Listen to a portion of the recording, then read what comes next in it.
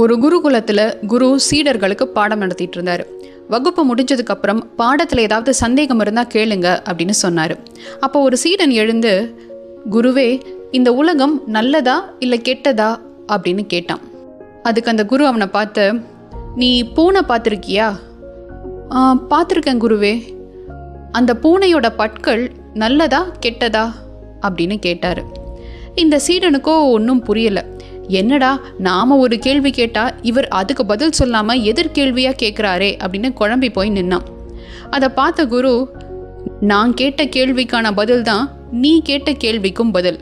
அதனால பூனையின் பற்கள் நல்லதா கெட்டதான்னு கண்டுபிடிச்சிட்டு வா அப்படின்னு சொல்லிட்டு அங்கிருந்து போயிட்டாரு. இந்த சீடனும் ராத்திரி எல்லாம் யோசிச்சு பார்க்குறான். தன் சக மாணவர்கள்கிட்ட எல்லாம் கேட்குறான். ஆனால் பதில் கிடைக்கல. அடுத்த நாள் வகுப்பு நேரமும் வந்தது. அந்த சீடனுக்கு பதில் தெரியல அப்படின்னு புரிஞ்சுக்கிட்ட குரு சொன்னார், ஒரு பூனைக்குட்டியை பொறுத்த வரைக்கும் அதன் தாய் பூனையின் பற்கள் நல்லது.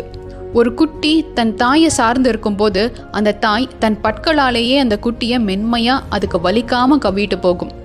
ஆனால் அதே பற்கள் தான் ஒரு எலியை கொன்று தனக்கு உணவாக எடுத்துக்குது. அதனால் ஒரு எலியை பொறுத்த வரைக்கும் ஒரு பூனையின் பற்கள் கெட்டது.